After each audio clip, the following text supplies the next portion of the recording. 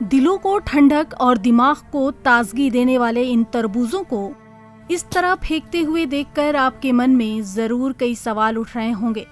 लेकिन जब अपने ही हाथों लगाई गई फसलों को यूं बर्बाद करना पड़े तो इसके पीछे जरूर कोई बेबसी और मजबूरी छुपी होती है। तरबूजों को इस तरह से बर्बाद करते इस किसान का दर्द आप खुद सुन लीजिए। 5 बीघा हम खेती कर रहे हैं और देखिए हमें कहीं लॉकडाउन लागल बुझाइल कि चलो लॉकडाउन लागल तो बाद फिर स्थिति सही हो जाई, ओकरा बाद फिर स्थिति वह रह गई। हमने के 5 बीघा हमार खेती सब नाश हो गई। व्यापारी जो होता केहू व्यापारी ना आई, हमारे इसे खेती में सब लाल में सड़ गई। पिछले साल लगे लॉकडाउन से ये किसान अभी उबरे भी नहीं थे कि इनके सामने दूसरे लॉकडाउन की मार शुरू हो गई। फल से लेकर सब्जी तक सब कुछ खेतों में सड़ रहे हैं, लेकिन खरीदार नहीं है। किसान व्यापारियों की राह तक रहे हैं, लेकिन व्यापारी लॉकडाउन के कारण इनके फल और सब्जी खरीदने नहीं पहुंच रहे। थक हार कर आखिरकार गोपालगंज के ये अन्नदाता अपने लगाए गए फल और सब्जी को गंडक नदी में फेंकने पर मजबूर हैं। अगला साल के उहे धंधा भला ये सब लॉकडाउन ला के सब बर्बादे हो गए। हम 4 लाख रुपया ले बानी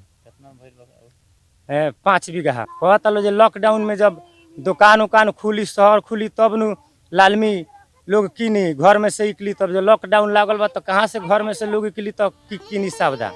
4 एकड़ में लौकी की खेती करने वाले किसान रामचंद्र प्रसाद कहते हैं कि हमारी तो किस्मत ही खराब है।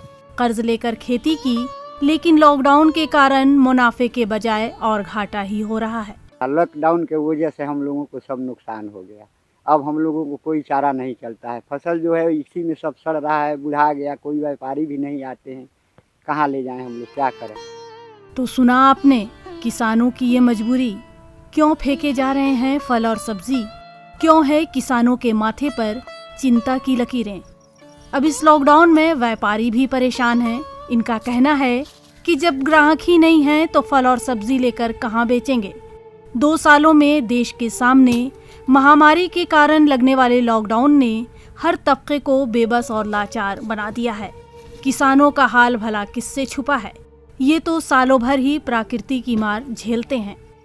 अब इस महामारी में किसानों के आंसू भला कौन पोंछे, जहां सिस्टम से लेकर सरकार तक और व्यापारी से लेकर साहूकार तक सब महामारी का रोना रो रहे हैं। गोपालगंज से ईटीवी भारत के लिए अटल बिहारी पांडे की रिपोर्ट।